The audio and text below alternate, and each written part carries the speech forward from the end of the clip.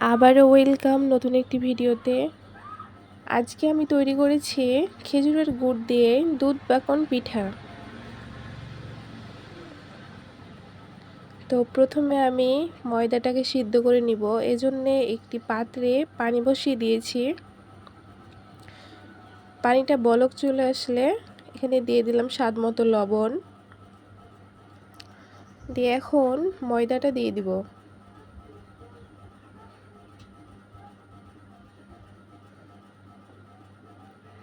ময়দাটা দেওয়া হয়ে গেলে এটাকে ভালোভাবে নেড়েচেড়ে সিদ্ধ করে নিব।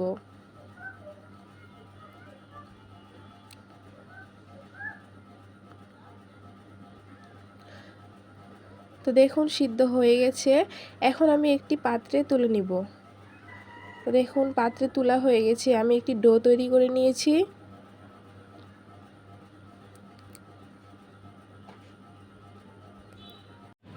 এই ডো থেকে অল্প অল্প করে আটা নিয়ে একটি সাইজ করে পাকনগুলো তৈরি করে নিব। তো দেখুন আমি কিভাবে তৈরি করছি। একইভাবে সবগুলো তৈরি করে নিব।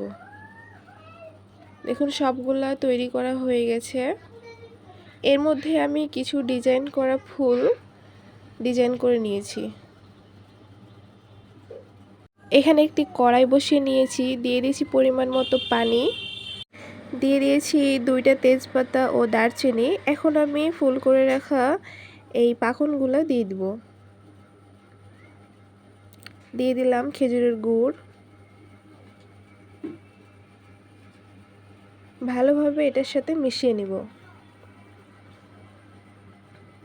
তো মিশানো হয়ে গেছে। এখন আমি এখানে দিয়ে দিলাম 1 লিটার দুধ। দুধটা দেওয়া হয়ে গেলে এখন এটার সাথে কিছুক্ষণ জাল করে নিব।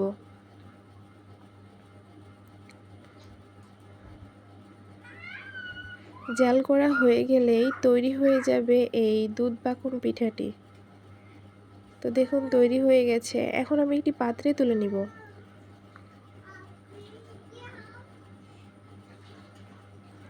খেজুরের গুড় দিয়ে তৈরি করেছি, এজন্যে কালারটা অনেক সুন্দর এসেছে। যারা মিষ্টি খেতে অনেক পছন্দ করেন তারা এই রেসিপিটি ফলো করে তৈরি করে নিতে পারেন। আমার ভিডিওটি ভালো লাগলে অবশ্যই লাইক, কমেন্ট, শেয়ার করে দিবেন।